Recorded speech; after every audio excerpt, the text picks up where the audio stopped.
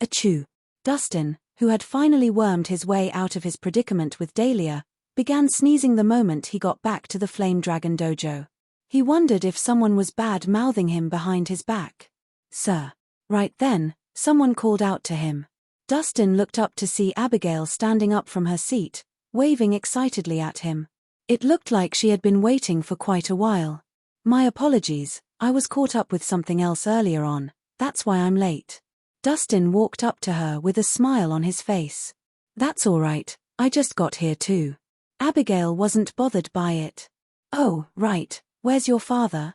Dustin looked around but did not see Michael. "Dad ran into some urgent matters he had to handle, so he can't make it here. He told me to come here myself. Also, he wanted me to pass this letter to you." Abigail pulled out a letter and handed it to Dustin. Dustin opened the envelope and found two objects in it. One was a neatly folded letter, and another was a gold pendant with an R engraved on it. After going through the letter, Dustin was certain that Mr. Robinson would not be returning anytime soon. "What did Dad say in the letter, sir?" Abigail's curiosity got the better of her. "Your dad said that he needs to go away for a long time. Probably as long as half a year. But if things get settled quickly, he might be able to come back after a month. He says that you should pay attention to your martial arts training and practice well." After a slight pause, Dustin continued, "Also, if we were to run into any issues, we can go to Ronald Reed's with this pendant, and he'll help us out. He's got a deep friendship with your father." "Ronald Reed's? Who's that? Is he really powerful?" Abigail scratched her head, wondering. "Ronald Reed's is one of the 5 ultimate grandmasters of Balerno. Do you think he's powerful?" Dustin smiled. "One of the 5 ultimate grandmasters? Of course, he is." Abigail's eyes lit up. "Consider this a good luck charm from your father. Keep it well. Make sure you don't ever lose it." Dustin handed the gold pendant to her. The value of a token from a grandmaster was priceless. "But sir, this pendant is a gift from my father to you, you should have it." Abigail quickly decided against taking it. "I have no use for it. Since you're going to be my student anyway, I'll give it back to you. Now, you hold on to it." With that, Dustin stuffed the gold pendant into Abigail's pocket. "Thank you, sir." Abigail smiled sweetly at him, and then, standing on tippy toes, she swiftly planted a peck on his cheek. "Hey, kiddo. I'm your mentor now. Watch your manners." Dustin tried to look stern. "Got it." Abigail stuck her tongue out at him, looking naughty and adorable. Mr. Rhys, just then, a smartly dressed middle-aged man who was slightly paunchy made his way in. It was Roderick Brooks, who was also known as Big Bucks Brooks. "Mr. Brooks, what brings you here?" Dustin smiled at him. "Abigail, go pour Mr. Brooks a cup of tea," he instructed. "No need for that." Roderick raised a hand to stop her as he said with a chuckle, "I'm here to bring you some good news today." "What's the good news?" Dustin's brows furrowed slightly with doubt. Adam had given him a call and said that he had good news for him too. That turned out to be anything but good. "You wanted me to keep an eye on the Stoneray Order and to keep tabs on the whereabouts of the 900-year Green Lotus, didn't you? We have the results now." Roderick smiled. "So, how is it? Were they successful?" Dustin asked with anticipation.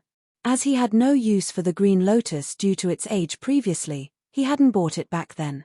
But sometime later, he heard that the Stoneray Order had purchased it, and Dr. Lyndon Watkins even had a special method to speed up the aging process. Hence, he got Roderick to get his men to keep an eye on it and verify if the news was indeed true. To tell you the truth, Dr. Lyndon Watkins had already come out of his laboratory last night, and the 900-year Green Lotus that he had been working on has already been transformed into a 1,000-year Green Lotus. Roderick told him what he had learned. "Great. That's wonderful." Dustin felt excited. He had been searching for the 1,000-year Green Lotus. He only needed a Cherusia to produce the 9-fold Longevitum if he got it. "It is wonderful, Mr. Rhys, but I'm afraid it wouldn't be easy to get it." Roderick's comment lowered Dustin's spirits. "I'll buy this precious herb no matter how much it cost." Dustin had an unwavering determination to get his hands on it. It isn't about money, Mr. Rhys. The Stonerae Order does not lack money. Roderick shook his head. Well, what do they want if not money? Dustin wondered. The Stonerae Order likes collecting rare and precious objects. The rarer, the better. Whether you are seeking medical help or special herbs, they only want rare items as payment, Roderick explained. Where would I be able to get rare objects so suddenly? Dustin frowned. Things would be much easier for them if they could pay them off. But it would be tricky if the Stonerae Order did not accept money. Mr. Rhys, I've prepared some rare objects. But I'm not sure if Dr. Watkins will accept them. Roderick had his doubts. We have to give it a try no matter what. Please come with me, Mr. Brooke, Dustin invited. My pleasure. Roderick nodded. The three of them then drove to Stonerae Valley. Stonerae Valley, as the name suggested, was a huge valley tucked away in a mountain range. Mountains surrounded it on three sides, and there was only one entrance. It had a strategic location where a large river separated it from the outside world. There was only one way to get into Stonerae Valley, which was by boat. After a 2-hour drive, Dustin, Abigail, and Roderick finally arrived near Stonerae Valley. However, when they made their way to the entrance, they were shocked by what they saw. A little way off, the place was packed with people. The queue stretched a long way out, and they could not begin to imagine the number of people there.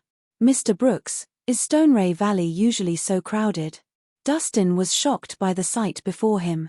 There is usually quite a crowd here to seek medical help, but it was never so packed. It is quite weird. Roderick didn't understand why there were so many people there either. With the amount of people here, we'd have to wait until tomorrow before we can get in. Abigail sighed. Had their 2-hour journey been a wasted effort? Hey, excuse me, buddy. Roderick approached a man in front of him and asked politely, may I know what's going on here today? Why is there such a huge crowd? Don't you know? Today is the day Dr. Watkins will take a new student.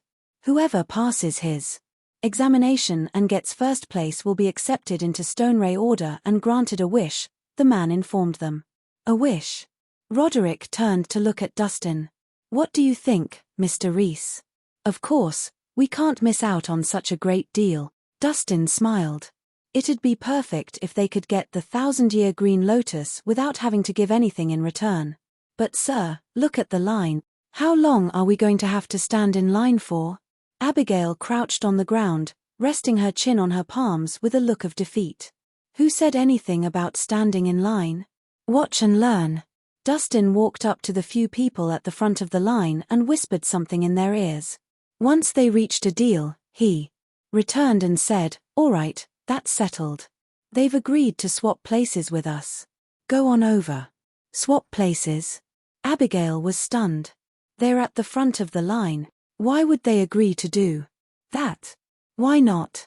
I gave them 1 million each. They're more than happy to swap places with us, Dustin said casually. $1 million? Abigail could not believe her ears. What? Is there a problem? Dustin asked calmly. Well, Abigail was stunned. There wasn't much she could say at this point. Was this the power of money? It was amazing.